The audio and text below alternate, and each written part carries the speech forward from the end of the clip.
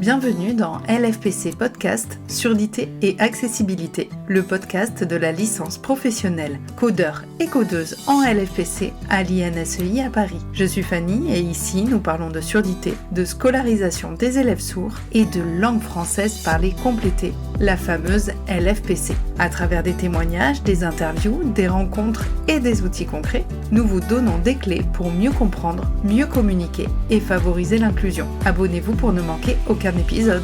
Bonne écoute. Bonjour à tous et bonjour à toutes. Un épisode un peu spécial à l'occasion de la JMS, donc la Journée mondiale des sourds, qui a eu lieu le 27 septembre 2025. J'ai proposé aux étudiants de la licence de faire des petits audios, soit pour parler des événements qui avaient lieu près de chez eux pour cette journée, soit de parler d'une personne sourde célèbre de leur choix. Voilà, donc normalement, ça aurait dû être posté durant la semaine de la JMS, qui était donc le 27 septembre. Nous sommes le 28 novembre. Voilà, entre-temps, beaucoup de choses se sont passées dans la licence. Et on a été très occupés, surtout moi, et ceux et celles qui me connaissent ne seront pas étonnés de voir que j'ai 2 mois de retard. Mais l'essentiel étant que nous participions, même en retard, à cette journée et à faire connaître un peu mieux la JMS ou faire connaître un peu mieux le parcours de certaines personnes sourdes qui ont inspiré les étudiants. Voilà, je vous souhaite une bonne écoute. Je m'appelle Leïla, je suis étudiante cette année en licence professionnelle codeur et codeuse en langue française parlée complétée. À l'occasion de la Journée mondiale des sourds qui a eu lieu samedi dernier, 27 septembre, je voudrais parler d'une personnalité sourde que je trouve très inspirante. Il s'agit de Yann-Alric Mortreuil. C'est un danseur professionnel qu'on a pu voir notamment dans plusieurs saisons de l'émission Danse avec les stars. Il est sourd, il ne signe pas et n'est pas LPCiste, mais il a connu un parcours assez chaotique dans l'enfance et dans l'adolescence. Depuis plusieurs années, il s'efforce de témoigner dans les écoles pour parler du harcèlement dont il a été victime. Cette année, il a accepté l'invitation de l'ALPC pour le stage d'été. Alors, l'ALPC, c'est une association qui accompagne les enfants sourds et leurs familles dans l'apprentissage et l'utilisation de la LFPC, la langue française parlée complétée. Elle organise toute l'année des formations et l'été, un stage particulier d'une semaine, moment très entendu par les familles, qui permet de se former, mais aussi de se rencontrer et d'échanger entre enfants, parents et professionnels.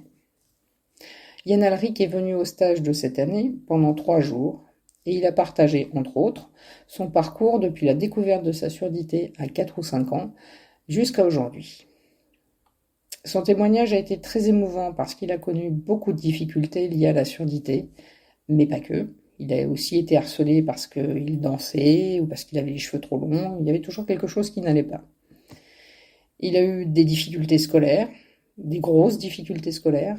Alors, il a été scolarisé majoritairement avant la loi de 2005, ce qui explique pas mal de choses, mais pas tout. Durant son témoignage, il a beaucoup insisté sur le rôle essentiel de ses parents et de sa sœur, qui l'ont énormément aidé, soutenu, accompagné, notamment dans un projet qui pourrait paraître bizarre pour un sourd, faire de la danse, et surtout en faire son métier. Durant le stage, Yann-Alric a réussi à faire danser tout le monde pendant 3 jours, à la grande joie des adolescents et des enfants, pour faire un final, un flash mob à peu près correct. Tout le monde a dansé. Et puis, un soir, il a témoigné et répondu à toutes les questions, des parents, des enfants, des ados, des professionnels. Des questions parfois saugrenues, mais il a répondu à toutes les questions. Ce témoignage a été très émouvant et très inspirant pour tout le monde, pour les enfants, les adolescents, les parents. Les enfants et les adolescents se sont tous reconnus à un moment ou à un autre dans ce qu'il racontait. Et puis surtout, ils ont entendu qu'on pouvait aller là où on ne les attendait pas, là où ils le souhaitaient. Parmi les enfants présents, il y avait 2 enfants. L'un fait de la danse, l'autre de la musique. C'était une rencontre juste incroyable pour eux. C'était très émouvant aussi pour les parents qui se sont, je pense, sentis reconnus dans leur rôle de soutien indéfectible pour leurs enfants, parfois contre vents et marées, parfois en n'ayant pas le bon rôle, parfois en dépit du bon sens, qui voudrait qu'on aille vers ce qui est facile ou pratique. C'est la personnalité sourde que je souhaitais mettre un tout petit peu en avant. J'espère qu'il continuera longtemps à partager avec tout le monde, et avec les sourds en particulier, sa joie et son énergie. Bonjour, je m'appelle Géraldine, je viens de débuter la licence professionnelle codeur-codeuse LFPC et dans le cadre de la Journée mondiale de la surdité, nous devions présenter une personne sourde célèbre. Alors, dans un premier temps, je me suis déjà rendu compte que j'en connaissais très peu, voire pas, enfin peu, excepté des figures très anciennes, on va dire, comme le sacro-saint Beethoven, qui est donc devenu sourd, et ça ne me convenait pas, je voulais plutôt présenter quelqu'un d'actuel, et en plus, je trouvais ça assez évocateur, alors peut-être de mes lacunes personnelles, mais aussi du fait que la société ne met pas en valeur comme elle le pourrait et comme elle le devrait, en fait, les personnes sourdes et leurs accomplissements. Donc, je me suis lancée dans des recherches sur Internet et je suis tombée sur une trilogie documentaire très intéressante sur la chaîne L'œil et la main et sur le parcours de 3 jeunes femmes sourdes signantes. Pauline, Winona et Louisa, qui sont donc respectivement avocates, artistes et enseignantes. Donc L'œil et la main, pour faire un peu la promotion de cette émission qui est très bien, c'est une émission diffusée sur France 5, qui est bilingue, elle est présentée en français et en langue des signes française, et elle est donc à destination des sourds et des entendants. Elle explore un peu des thèmes divers et variés, avec des témoignages de personnes sourdes et de personnes entendantes. Alors j'ai choisi aujourd'hui de vous présenter Pauline, qui n'est donc pas forcément une jeune fille sourde célèbre, mais elle mériterait en tout cas d'être connue et reconnue. Alors son parcours, je l'ai choisi, alors ceux de Winona et Louisa étaient aussi très intéressants, mais je trouve que dans le parcours de Pauline, il y avait une symbolique très forte. C'est la première avocate sourde signante de France à 31 ans, et qui est spécialisée dans le droit du travail. Donc pour la petite histoire, pour vous remettre un peu son histoire personnelle, elle est née de parents sourds, elle a un frère entendant, donc tout le monde dans sa famille signe, la langue des signes française est sa langue maternelle, et la langue maternelle de son frère, et elle a envie, on le voit dans le documentaire, on a des petites séquences sur son enfance, elle a envie de faire du droit depuis qu'elle est enfant. Et elle a été soutenue par sa famille, soutenue dans son objectif par sa famille. Elle rencontre bien sûr des obstacles sur son parcours et plus particulièrement dans ses études supérieures. Donc on lui refuse la présence d'un interprète en lui disant que les cours sont écrits et donc elle n'en aurait pas besoin. Et elle a essuyé aussi de nombreux refus pour les stages et en prétextant là aussi un manque de moyens, pas forcément le budget soi-disant, et on lui donne pas du tout de travail dans son dernier stage. Et parce qu'elle a l'impression qu'elle a un peu ce cliché de la personne sourde, handicapée et donc incompétente. Enfin, c'est ce qu'elle a ressenti du moins, ce qu'elle dit dans son entretien. Alors, on voit que c'est une battante, elle s'accroche jusqu'au bout, elle va franchir tous les obstacles jusqu'à ce moment très fort où elle va prêter serment à la Cour d'appel de Paris, un serment qu'elle va prêter en langue des signes française. Et là, je trouvais vraiment que c'était un symbole très fort puisque la LSF est entrée dans le tribunal. Elle l'exprime très bien elle-même dans son interview. Et c'est une victoire pour elle en tant que personne, bien sûr, mais c'est aussi une victoire pour sa langue.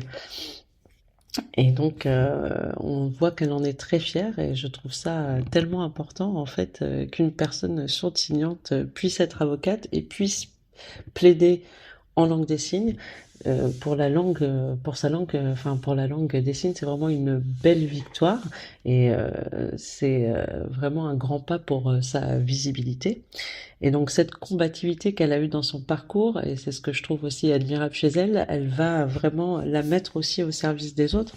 Donc elle assure des permanences en NSF pour aider les sourds à accéder à leurs droits, puisqu'on sait que l'accessibilité dans les administrations est parfois et même souvent compliquée. Et elle milite aussi au sein d'une association féministe, une association à destination des femmes sourdes. Et là, il y a une intersectionnalité des luttes qui me parle aussi. Donc voilà, et pour la petite anecdote aussi, son frère qui est donc entendant, a mis au point une application que je trouve assez extraordinaire, qui s'appelle Ava, et en fait qui va transcrire la parole de l'interlocuteur. Donc toutes les paroles vont être écrites sur le portable au fur et à mesure que la personne parle, et il y a aussi des changements de couleurs selon la personne qui parle, avec des couleurs qui peuvent aller jusqu'à 12. Donc déjà une conversation à 12, c'est pas mal. Au-dessus, c'est beaucoup. Et je trouvais ça touchant aussi, puisque son frère vraiment a fait ça, pas dans le but d'aider uniquement sa famille, mais c'est vraiment sa famille qui l'a inspiré à créer cette application pour que le monde du travail et de l'administration, le monde en général, soit plus accessible aux personnes sourdes. Voilà, donc je voulais vous présenter Pauline, que je trouve extraordinaire et qui est vraiment un modèle, je pense, pour les générations futures. Elle ouvre un peu une voie, comme ça, en faisant entrer la LSF au sein du tribunal. Et voilà. Hailey Cooper est une jeune street artiste afro-américaine vivant à New York. Elle se fait d'abord connaître localement dans les quartiers de Harlem et Brooklyn avec des graffitis. Ses peintures murales sont variées, allant de la représentation de héros locaux en passant par des femmes de couleur jusqu'à un art plus figuratif.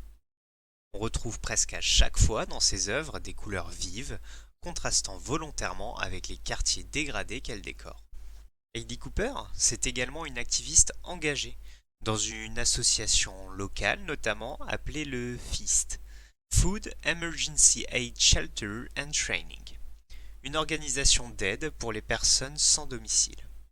Au passage, cette association est victime d'un important cambriolage, et c'est Hailey Cooper qui retrouvera les coupables. En effet, cette dernière mène une enquête et alerte un détective privé lorsqu'elle a mis la main sur les malfaiteurs.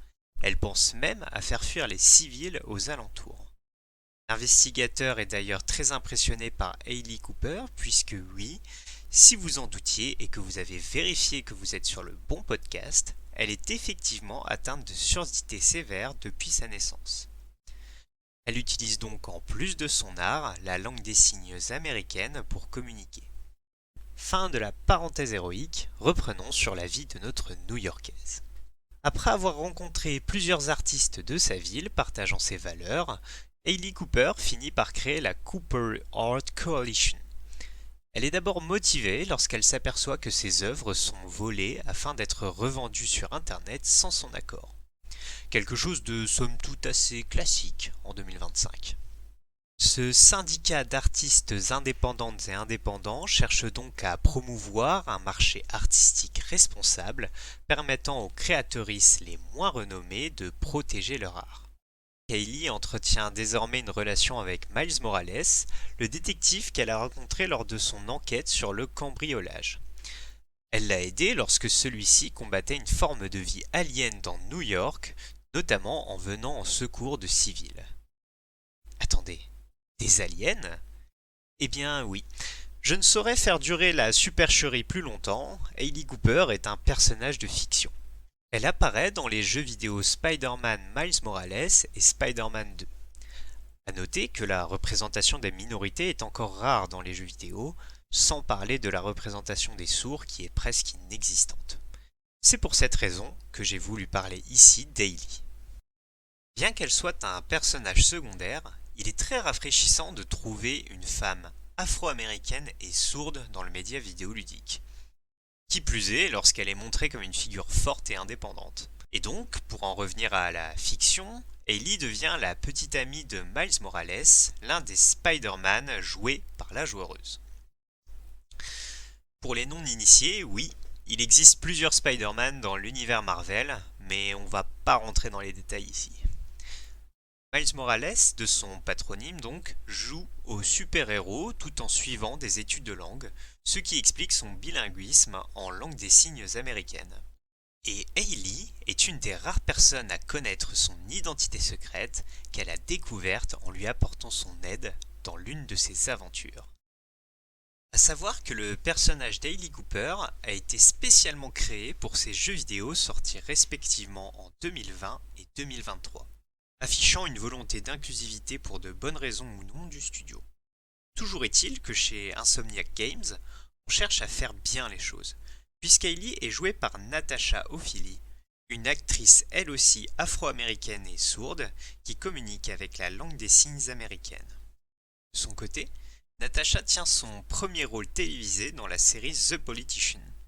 Cette série adolescente de Netflix tourne autour d'une campagne d'élection à la présidence du conseil des élèves d'un lycée. Elle inclut des personnages LGBTQ+, écologistes ou encore malades comme ressort satirique de la vie politique. Natasha O'Fihely occupe elle le rôle sérieux de la proviseure du lycée et communique par voie orale contrairement à son rôle dans Spider-Man. À noter qu'elle est également productrice de courts-métrages, notamment The Multi, dans lequel elle tient le rôle principal.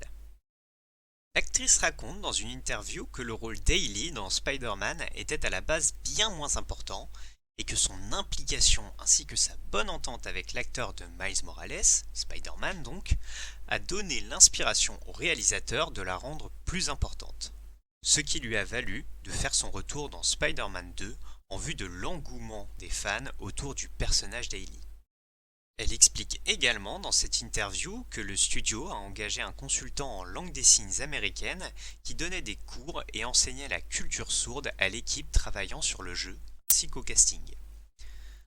De son côté, elle a également donné des conseils sur les passages du jeu où son personnage apparaît, notamment une mission dans laquelle la joueuse prend le contrôle d'Hailey pour faire des graffitis. Le son entendu dans le jeu est alors celui que le personnage entend avec sa surdité. C'est un détail important qui permet l'immersion et va marquer la joueuse dans son expérience. Natasha O'Fihely espère avoir ouvert des portes avec le personnage d'Hailey Cooper. Elle appuie sur l'importance des représentations médiatiques variées pour les sourds afin de lutter contre les stéréotypes. On peut également ajouter que l'identification est un processus important dans la formation de la personnalité. Le fait d'offrir des représentations non stéréotypées aux jeunes personnes sourdes a donc des conséquences positives sur leur développement. Natasha O'Fihely, elle, note que lors de son enfance, elle avait accès à très peu de ces représentations. Voilà, c'était tout pour moi, en espérant revoir Natasha O'Fihely dans de futures productions et pourquoi pas d'autres jeux vidéo.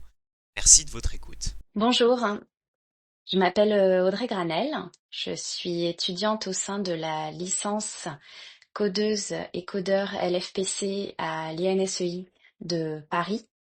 Et dans le cadre de la semaine de la surdité, semaine mondiale de la surdité, notre responsable pédagogique Fanny Costaramoun nous a invités à faire un petit audio autour sur une personne sourde célèbre.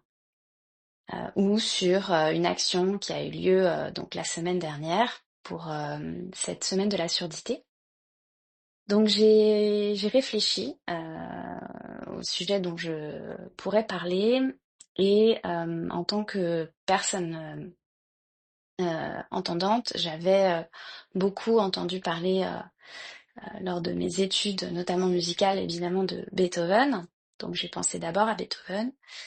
J'ai ensuite pensé à une personne qui m'a pas mal bousculée, interpellée ces derniers temps, qui s'appelle Zoé Besnon de Senneville, qui a fait un podcast qui s'appelle Le Journal dans mes oreilles, qui est donc une actrice et comédienne sourde, qui à l'âge de 25 ans a commencé à perdre de l'audition suite à une otospongiose. Et puis en fait, je me suis dit que toutes ces personnes étaient très très intéressantes, mais qu'il y en avait une qui m'avait marquée ces dernières années, une personne sourde, qui m'avait marquée notamment lors d'un événement qui s'appelle les Inclusive Days, Paris La Défense. Donc c'est un salon en faveur de l'inclusion et du handicap. Donc il y a énormément de tables rondes, de conférences, et j'avais eu le privilège d'assister à la conférence de Virginie Delalande. Donc voilà, je vais vous parler de Virginie parce que au final, je me suis plongée dans son histoire. Je me suis énormément documentée sur elle et eh bien, je vous avoue que c'est une personne formidable, étonnante, émouvante, attachante, énergisante. D'ailleurs, les témoignages sont si élogieux suite à ses conférences, à ses interventions, que j'avais envie de vous partager son parcours. C'est une personne qui a une force de caractère énorme, qui est solaire et qui a une vraie capacité à transmettre. Donc voilà, l'idée aussi c'est que ce podcast, cet audio ait un impact le plus grand possible et peut-être qu'en découvrant ou en apprenant un petit peu plus sur son parcours, sur elle, vous aurez envie d'aller l'écouter, d'aller lire ses livres, d'aller voir ce qu'elle fait et que du coup vous porterez cet impact encore plus loin. Donc Virginie Delalande, c'est assez marrant parce que elle est à peu près, donc c'est une femme, elle est donc née dans les années 80 comme moi, donc c'est aussi peut-être pour ça que il y a une sorte d'identification et d'envie de parler d'elle puisqu'on est de la même génération. Elle est d'août 80, moi je suis d'août 81. Donc elle est née sourde, c'est une sourde profonde, donc qui est en fait, alors j'y viendrai plus tard, mais qui est la première avocate sourde profonde, enfin, sourde de naissance en France. Elle est aujourd'hui la fondatrice et la CEO d'Handicap Power. Elle est aussi coach, elle est conférencière en France à l'international.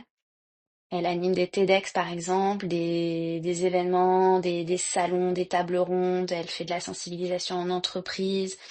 Elle est auteure de 2 livres et elle est animatrice aussi d'un podcast qui s'appelle Unis dans la diversité.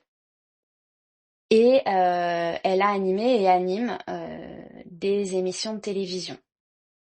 Alors je vais revenir un petit peu sur son histoire.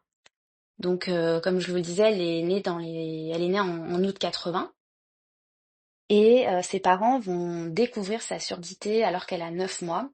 Elle est dans le jardin et il y a un tracteur qui passe à côté. Elle habite à la campagne, dans un petit village. Il y a un tracteur qui passe et qui perd sa herse. Donc ça fait un fracas épouvantable, ça fait un bruit assourdissant. Tout le monde en est gêné. Mais elle, non, elle est sur son plaid dans le jardin à profiter de ses jouets au soleil et elle ne bouge pas. Donc évidemment, ses parents qui avaient déjà des doutes l'emmènent consulter et le diagnostic tombe. Effectivement, on leur annonce que leur fille n'entendra ni ne parlera jamais. On lui dit quand elle est petite et donc à tout son entourage, sa famille, qu'elle ne parlera donc jamais, qu'elle n'arrivera jamais à lire, à écrire et qu'elle n'aura jamais son bac. Donc à partir de cette annonce, évidemment, c'est tout un... On voit son père, enfin j'ai pu voir son père dans des documentaires, on sent qu'évidemment ça a été un énorme choc, mais là, à partir de ce constat, cette annonce, de ce moment, ses parents vont mener un combat dingue, puisque pour eux ce n'est pas possible, et ils vont tout faire pour qu'elle y arrive malgré tout, qu'elle arrive à parler, à communiquer, à lire, à écrire. Et donc surtout sa mère en fait va déployer une rage et dingue et lever énormément de barrières pour l'accompagner. Donc pendant on va dire ses premières 20 années de vie, elle va suivre des milliers d'heures d'orthophonie pour apprendre à parler. Donc 3 fois par semaine, elle se rend chez l'orthophoniste pour communiquer avec les autres. Euh, et donc, elle va apprendre à lire sur les lèvres, notamment. Mais elle va aussi apprendre, puisque, évidemment, comment dire, une illusion, une mauvaise croyance que de croire que les sourds sont muets. Elle a tout à fait ses cordes vocales, elle n'a juste pas d'audition, vraiment pas. Mais elle va donc apprendre à parler, donc vraiment mécaniquement.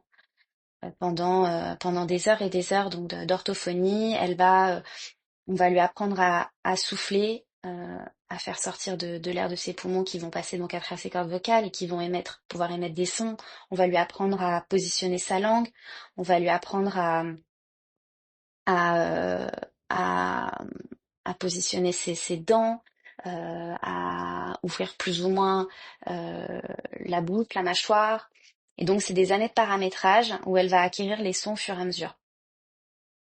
Elle a la chance, comme elle dit, de suivre une scolarité normale avec intégration.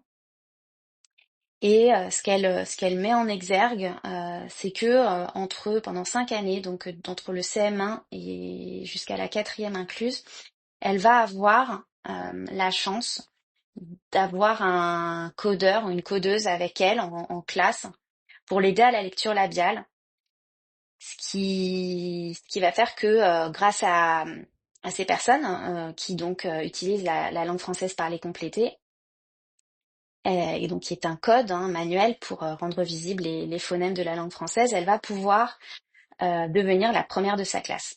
Donc, ce sont des années de bonheur, comme elle l'explique, et, euh, et, et donc cela permet juste de montrer que auparavant, si elle avait des difficultés au niveau des apprentissages, c'était simplement lié à un problème de compréhension. Elle n'entendait pas correctement, forcément, puisqu'elle ne lisait pas tout, elle ne décryptait pas tout par la lecture sur les lèvres, la lecture labiale. Et donc avec ces personnes, ce système finalement de code manuel, elle va pouvoir complètement comprendre la langue française. Puisqu'effectivement, ce que je n'avais pas dit, c'est que ses parents avaient fait ce projet linguistique oraliste, à savoir donc qu'elle apprenne la langue française et qu'elle parle la langue française. Voilà, d'où toutes ces séances d'orthophonie. Et donc, elle va être complètement compréhensible à partir du CM1. Et elle explique qu'effectivement, ça a été un gros avantage pour elle parce qu'elle avait accès à la langue française, donc à la culture, comme les autres enfants, les autres personnes de son âge, alors que la langue des signes française, c'est une langue à part entière avec sa syntaxe, sa grammaire, avec ses codes, et qui à cette époque pouvait forcément enfermer dans une communauté, et ce n'était pas ce que ses parents avaient choisi pour elle, et voilà. Et donc aujourd'hui, elle explique que ça a été finalement plutôt une chance, même si évidemment elle s'est confrontée à énormément de difficultés, énormément de barrières, et on va le voir plus loin aussi dans son parcours. Mais mais voilà. Euh, D'ailleurs, on lui demandait souvent de quelle origine elle était, puisqu'elle avait cet accent quand elle parlait, ces intonations. Alors elle s'amusait à les laisser un petit peu chercher, trouver. Bon, elle a évidemment rencontré des personnes qui lui répondaient un peu en lui parlant, voilà, en mode enfantin, en pensant qu'elle allait mieux comprendre, donc des choses qui pouvaient forcément la rabaisser. Mais bon, bah voilà, elle a fait quelque part, elle faisait un petit peu ce travail d'acceptation pour pouvoir être incluse le plus possible. Et elle explique qu'elle a mis des années, et même encore aujourd'hui, à acquérir les sons che, ge, puisqu'en plus, elle n'avait pas de modèle à l'époque de personnes sourdes profondes qui oralisaient et qui parlaient le français oral. Et bon, elle explique que ça lui a donné des qualités, évidemment, que les autres n'ont pas. Donc voilà, dès la troisième, par contre, elle retourne dans un système classique pour se préparer à faire des études. Et là, ça va être un contexte moins accueillant. À 18 ans, elle se fait poser un implant cochléaire qui est censé lui apporter un peu d'audition et notamment lui faire découvrir le téléphone, puisque c'est quelque chose dont elle est privée. Mais l'implant est vraiment mal positionné, il va pas il ne recouvre pas toutes les cellules ciliées, il est vraiment mal positionné, il ne donne aucun résultat. Elle a même des migraines chaque jour. Euh, Elle, euh, Elle décide donc après 4 ans de réglage divers de ne plus le porter. Euh, Elle dit que c'était épouvantable et donc malgré toutes ces tentatives finalement pour être intégrée, pour être un peu comme Ce qu'elle dit, c'est qu'elle a essayé de faire d'être comme une handicapée modèle. Elle se rend compte que ce n'est pas un succès, et donc elle décide de l'enlever. On la voit dans différents reportages que j'ai pu trouver sur elle, où effectivement, encore aujourd'hui, elle passe des audiogrammes et elle n'entend rien. C'est-à-dire que euh, elle, au mieux, en fait, elle va entendre le bruit d'un avion. En fait, elle va pouvoir entendre l'environnement sonore qui l'entoure, notamment, voilà, quand il y a beaucoup de bruit, un brouhaha, mais c'est très confus, diffus. Et tous les sons, sur toutes les fréquences, sont inaudibles pour elle. Et d'ailleurs, elle n'a jamais entendu le son de sa voix, comme elle l'explique. Et le bruit d'un avion fait le bruit d'un oiseau. Voilà. Donc, on la voit en réunion. C'est une personne qui, quand elle a travaillé en entreprise, elle disait qu'elle était très très fatiguée en fin de journée, comme une serpillière. Elle évoque le fait que, bah oui, euh, lire sur les lèvres, c'est très fatigant, encore plus quand les personnes ont des moustaches, barbes ou mettent la main devant la bouche. On voit qu'elle observe, voilà, à chaque fois toutes les lèvres de tout le monde. Et à 18 ans, elle choisit aussi donc euh, d'apprendre la langue des signes. Donc elle parle désormais la langue des signes aussi, parce que pour elle, c'était important d'avoir ce bilinguisme, d'être bilingue, de manière à accéder aussi aux deux mondes. Elle explique que en fait, d'être dans les deux mondes, c'est extrêmement riche. Du côté des entendants et l'oralisation, elle trouve une richesse intellectuelle, elle trouve une richesse de passé, voilà, c'est comme elle dit. Et de l'autre, du côté du monde des sourds et qui utilise la langue des signes française, elle a plutôt trouvé une richesse visuelle, une richesse gestuelle, une meilleure confiance en soi, des sujets aussi qui vont être beaucoup plus ouverts. Donc pour elle, voilà, c'est à 18 ans, elle fait le choix d'apprendre aussi donc la langue des signes française. Et et donc elle elle continue ses études, bien que ça soit très très difficile. Donc avec d'ailleurs plus qu'une seule oreille appareillée. Qui va, comme je le disais, hein, juste lui permettre de comprendre ou reconnaître un bruit, enfin lui percevoir pardon son environnement sonore. Ça ne lui permet pas de comprendre ou de reconnaître un bruit. Euh, et donc elle peut comme ça un peu s'adapter aussi lorsqu'elle parle, selon si elle discerne qu'il y a un environnement très bruyant ou peu bruyant, elle va pouvoir adapter aussi le niveau de sa voix. Donc elle choisit finalement de s'orienter vers le droit parce qu'elle est vraiment très en colère. Elle a vraiment l'impression que le monde est injuste, ce monde, cette France qui porte les valeurs de liberté, égalité, fraternité. Elle se dit non mais pas du tout. Elle déjà, elle voulait être vétérinaire, mais on le lui avait interdit en lui disant que ça allait être trop dur.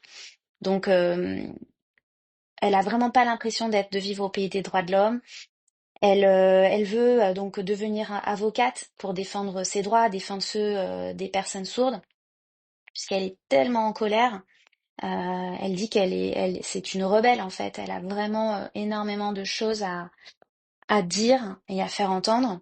Mais on lui dit que elle veut aller à Assas, mais on lui dit que non, il faut qu'elle quitte Paris parce que ça va être trop dur. Il vaut mieux qu'elle se tourne vers une faculté de province. Et là encore, elle doit se battre pour accéder à la meilleure université de droit de France à l'époque, donc à Sas. Elle y rentre quand même, elle y parvient, mais à nouveau, elle se dit mais ça va être très très très compliqué parce que même si elle se met au premier rang, eh bien en fait le premier rang il est à 7 mètres du bureau du professeur. Donc elle explique qu'il lui aurait fallu des jumelles en fait pour pouvoir lire sur les lèvres. et que c'est une vraie galère pour elle de suivre les cours. Donc elle essaye de copier, mais les gens, parfois cachent les cours ou prennent mal les cours. Donc elle doit mettre en place des stratégies pour à nouveau lever toutes ces barrières et accéder aux cours. Euh, elle, euh, Elle arrive grâce à quand même des amis, des personnes qu'elle rencontre, à obtenir voilà, des versions copiées de cours. Certains camarades l'aident. Et après année, elle va passer l'examen d'entrée à l'école du barreau. Elle va le réussir, elle va devenir avocate. Donc c'est la première avocate sourde profonde en France. Mais ce qui se passe, c'est qu'elle décide de ne pas plaider au tribunal par peur de ne pas bien comprendre, entendre et comprendre tout, et de se faire comprendre. Elle a peur de ne pas se faire comprendre et de desservir aussi ses clients. Donc elle choisit plutôt la voie du conseil plutôt que celle du contentieux, et elle va devenir juriste dans une société d'assurance. Aujourd'hui, comme je le disais, donc elle a toujours évidemment quand on est diplômé, quand on est avocat, on le reste pour toute sa vie. Donc elle est avocate, mais finalement ça fait 10 ans qu'elle a quitté le monde juridique, qu'elle a quitté le droit. Aujourd'hui, donc, elle se consacre vraiment à la sensibilisation, à l'accompagnement de personnes en handicap ou de femmes qui ne se sentent pas à leur place, qui se sentent, voilà, qui ont des besoins de coaching, d'accompagnement, pour pouvoir dépasser tous ces plafonds de verre, toutes ces barrières, toutes ces injustices. Elle, en 2017, elle va notamment participer à un documentaire qui est réalisé par Laetitia Moreau, que je vous invite à regarder, qui est passionnant, qui s'appelle Éloquence des sourds. C'est un documentaire de à peu près 50 minutes qui retrace donc toute sa vie jusqu'à maintenant, et où on la voit aborder différentes difficultés de son parcours et évoquer tous les préjugés qu'elle a pu aussi subir, que tous les sourds en fait connaissent. C'est assez chouette parce qu'il y a aussi tout un versant voilà très intime en fait sur le fait qu'elle vivait dans un petit village. Donc à la fois ça l'a préservée parce qu'elle a pas tout de suite eu conscience de toutes ces barrières, parce qu'il y avait plutôt de la bienveillance quand elle était petite, même si bon bah voilà c'était comme enfin ces séances d'orthophonie c'était pesant, mais pour elle c'était sa routine et donc elle le vivait plutôt bien. Mais petit à petit elle explique que ce petit village, eh bien, ça lui a fait un choc quand elle a dû aller dans des grandes villes, notamment à Paris. On voit qu'elle a conscientisé tout ça plutôt vers 8-10 ans. Et, et elle explique qu'elle a développé par ailleurs beaucoup d'autres sens, évidemment, comme le sens visuel, sens de la vue, où elle voit tout de suite les variations de couleurs, elle sent la présence des personnes aussi autour d'elle, donc tout ce qui est vibration. Euh, Elle a un rapport charnel, elle explique, avec la nature, parce que voilà, tout ce qui va être du toucher, des odeurs, du visuel, la nature ne parle pas, en tout cas avec des mots, elle communique autrement. Donc voilà, c'est un documentaire qui est passionnant, qui est très intime. Et elle explique aussi que elle s'est beaucoup cherchée, qu'elle a notamment fait une profonde dépression, qu'elle avait même programmé son suicide. Donc voilà, c'est une histoire de résilience, de combat, euh, de joie aussi, de joie, de peine. Bon, pour finir sur cette parenthèse de documentaire, elle dit que bon, ce qu'elle aimerait évidemment, c'est pouvoir entendre le bruit de la mer, le vent dans le désert, ses enfants jouer, sa voix. Et d'ailleurs, elle ne sait pas aujourd'hui si elle va se faire réopérer pour pouvoir un jour peut-être accéder à ces sons. Euh, donc voilà, donc on voit toute cette soif de revanche qu'elle avait et tout ce qu'elle veut encore faire aujourd'hui. On la voit coder aussi entre copines, donc c'est très sympa de voilà, d'avoir ces moments off aussi de vie. Et on voit ses enfants donc qui sont également sourds. Elle en a deux, un garçon et une fille, donc de 21 ans et 18 ans. qui eux ont été appareillés, détectés, diagnostiqués très tôt et du coup appareillés très tôt, implantés très tôt. Et bon, elle explique qu'elle a pleuré à l'annonce la surdité de ses enfants, pour son fils et puis pour sa fille un peu moins longtemps, mais qu'elle a forcément eu quelques larmes. Mais elle a pas peur de l'avenir pour eux. Elle sait que ça va être dur, mais elle sait que c'est possible en fait. Et c'est justement parce qu'on lui avait dit que c'était impossible qu'elle, elle a réussi et elle veut absolument que ses enfants n'aient aucun doute sur leur parcours, leur évolution. Euh, et ça, c'est très important. C'est pour ça aussi que j'ai choisi de vous parler d'elle. C'est que c'est un vrai rôle modèle pour moi. C'est une vraie personne qui incarne la handicapitude. C'est un terme qu'elle utilise. Je vous en parlerai après, mais c'est vraiment montrer que le handicap, euh, ce n'est pas une limite, mais c'est plutôt une force cachée qui permet d'aller au-delà, en fait, de ce que l'on croit être. Donc après ce documentaire de 2017, elle va donc se mettre en 2019 à son compte comme coach. Elle va quitter l'avocature et parce que voilà, elle a vraiment le sentiment qu'elle ne pourra pas pleinement aider ses clients. Et elle a toujours aussi l'impression d'être dans ce monde de problèmes liés au handicap, les problèmes de ses clients, les problèmes de gestion d'entreprise. Et donc elle veut accompagner toute personne qui veut faire tomber ses plafonds de verre. Elle a une clientèle aujourd'hui qui est composée d'entrepreneurs et de salariés en entreprise qui veulent évoluer vers un meilleur poste, par exemple.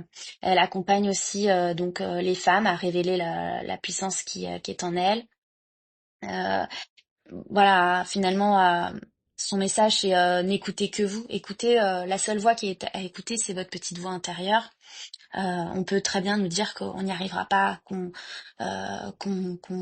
c'est impossible. Eh bien non, il faut y croire et il faut braver toutes les tempêtes et ne jamais abandonner. Donc en 2019 aussi, elle va participer au Grand Oral. Donc ça, c'est vraiment une émission qu'il faut que vous regardiez. Son intervention, elle est juste estomacante, si on peut le dire. Elle est, voilà, elle est hypnotisante, elle est tellement impactante, tellement forte. Elle participe au Grand Oral, donc qui est une émission à l'époque présentée par Laurent Ruquier, voilà, sur France 2.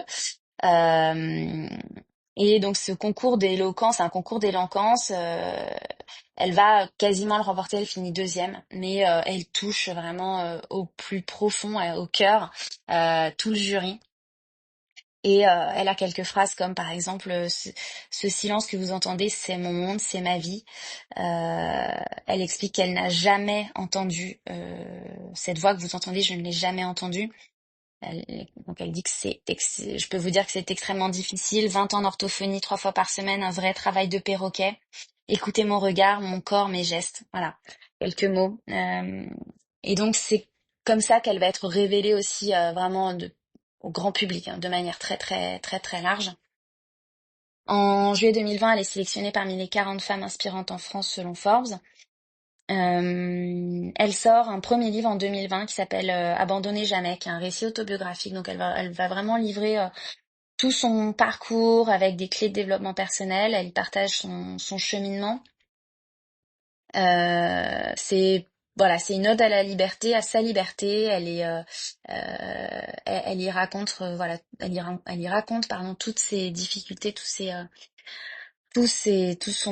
histoire, et elle montre que même avec un handicap, on peut y arriver.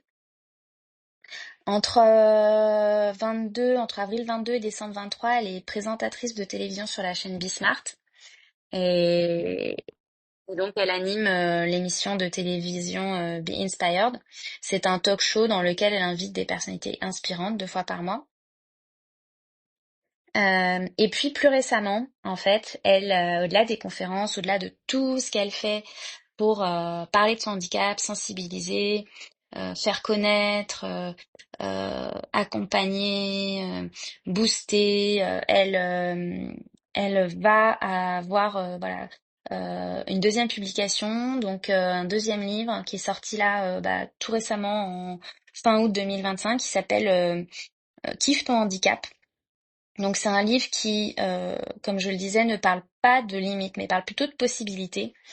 Elle explique que on pense que le handicap enferme, mais en réalité, il oblige à créer, à inventer chaque jour une vie qui nous ressemble, à puiser dans des ressources que d'autres ne découvrent jamais. Voilà, donc ce sont vraiment des histoires.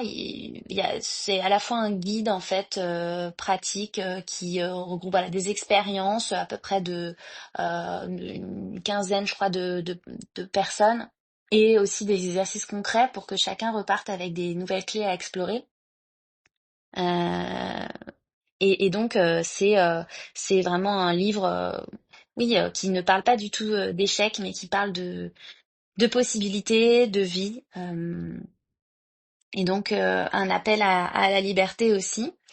Et dedans, elle y mentionne en fait deux notions, donc notamment, enfin deux façons, on va dire, de naviguer dans la vie. Donc pour elle, il y a d'un côté la normalitude, qui est cette envie ou la pression en fait de se fondre dans le décor, de minimiser son handicap pour être accepté, de faire semblant d'être normal. Et de l'autre côté, la handicapitude, qui est ce moment où l'on affirme notre singularité, où l'on vit selon nos propres règles, en adéquation parfaite avec nos besoins et nos limites. Et voilà, elle fait vraiment la promotion de la handicapitude. C'est la capacité, donc cette capacité de vivre sa vie normale, c'est-à-dire sortir du cadre, avoir de l'audace, avoir du courage, et je dirais accepter de passer outre ces croyances fréquentes en fait liées au handicap, ces croyances limitantes. Euh, voilà. Une dernière petite chose quant à elle, je disais qu'elle avait été animatrice sur Bismart. Elle va également être animatrice là où elle l'est en fait depuis, j'ai pas encore regardé, mais depuis normalement septembre. Elle est chroniqueuse de La santé c'est mon droit sur la toute nouvelle chaîne Mieux. Donc c'est une chaîne sur la santé au sens large qui a été créée par Michel Simès, donc là, en ce mois de septembre 2025. C'est une chaîne qui sera accessible via toutes les box, voilà, et France TV. Et donc elle va parler des droits liés au handicap.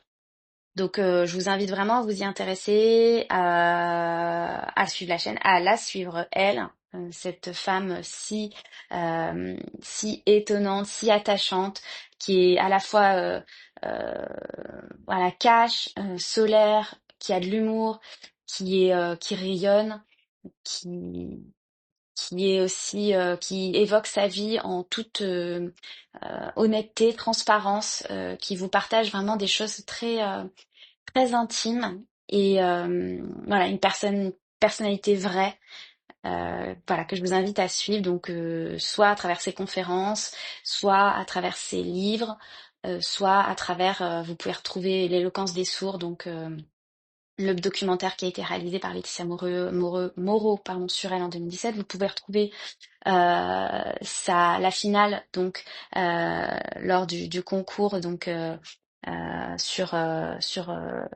comment dire, sur France TV, donc où elle a fini donc deuxième. Vous pouvez également donc la retrouver sur la chaîne Mieux. Et voilà, c'est une chaîne donc qui de manière globale parlera de tout un tas de sujets donc autour de la santé, l'alimentation, la santé mentale, la prévention, la prévention de la santé mentale et autres sujets de prévention, de la sexualité, des enjeux plutôt liés mais au sport, au climat, à la santé animale ou le handicap. Donc voilà, j'espère que cette bio et cet audio donc enfin sur Virginie Delalande vous aura plu, et je vous dis eh bien peut-être à une prochaine fois. Aujourd'hui, je vais vous parler de Sheila Chu, une femme qui a choisi de transformer sa différence en force et de regarder vers les étoiles. Sheila est née sourde en 1990 dans une famille chinoise immigrée aux États-Unis. À 3 ans, elle reçoit un implant cochléaire. Très tôt, elle apprend à naviguer entre deux mondes, celui des entendants et celui des sourds. Entre l'anglais écrit et la langue des signes américaine, Elle construit une identité riche et unique. Son rêve d'enfant ? L'espace. Devenir ingénieur aérospatial semble audacieux, un secteur où les femmes sont encore rares et les personnes sourdes presque inexistantes. Fascinée par les sciences et les planètes, elle intègre le prestigieux MIT, le Massachusetts Institute of Technology. Là, elle se spécialise dans les sciences planétaires et atmosphériques, tout en étudiant les liens entre sciences, technologie et société. Pendant ses études, elle travaille déjà avec la NASA, au Jet Propulsion Laboratory et avec le département des transports américains. Mais ce n'est que le début. En 2021, elle réalise un exploit inédit. Sheila devient la première femme asiatique sourde pilote sportive aux États-Unis. Une formation de 6 semaines, un défi colossal et un message clair. La surdité n'empêche pas de voler. 1 an plus tard, elle participe au programme Astro Access. Elle s'entraîne comme astronaute analogique, puis embarque pour un vol en apesanteur.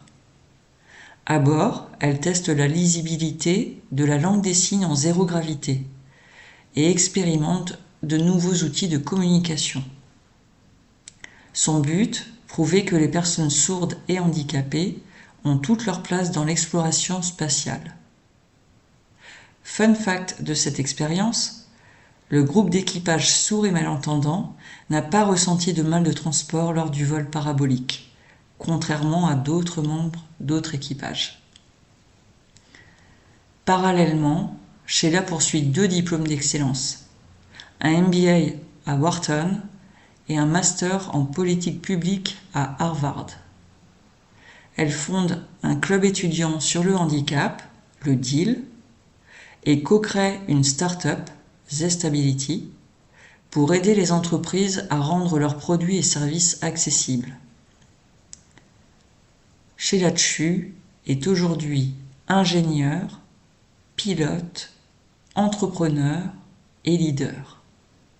Son parcours montre que l'inclusion n'est pas une option, mais une source d'innovation et de progrès. Son prochain objectif, devenir astronaute. Elle nous rappelle que les étoiles ne sont pas réservées à quelques-uns, mais qu'elles appartiennent à tous, y compris aux personnes sourdes. À l'occasion de la journée mondiale dédiée aux personnes sourdes, nous avons décidé de parler d'un personnage célèbre. Alors, aujourd'hui, je veux vous parler de Francisco de Goya. Il fait partie des personnages sourds les plus connus. Malgré son histoire haute en couleurs et sa réputation de grand peintre, la perte auditive de Francisco de Goya est souvent occultée. Cependant, sa perte auditive et son sentiment d'isolement ont joué un rôle dans ses œuvres les plus connues, les peintures noires. Après avoir souffert d'une mystérieuse maladie, Goya est devenu sourd. Son pays, l'Espagne, était également en guerre et il avait perdu la faveur de la cour royale. Ces facteurs aggravants ont engendré un sentiment d'amertume, de désillusion et de dépression. Il a ensuite peint une série d'images sombres et angoissantes, décorant les murs de sa maison. Il mourut plus tard, en 1828, laissant derrière lui une œuvre riche et un héritage énigmatique. La véritable cause de sa perte auditive n'a jamais été déterminée. Merci d'avoir écouté LFPC Podcast, Surdité et Accessibilité. Retrouvez nos épisodes sur toutes vos plateformes d'écoute. Pour soutenir le podcast et aider d'autres à nous découvrir, laissez-nous vos étoiles et des commentaires. Et surtout, n'hésitez pas à partager ce podcast autour de vous. À bientôt pour le prochain épisode.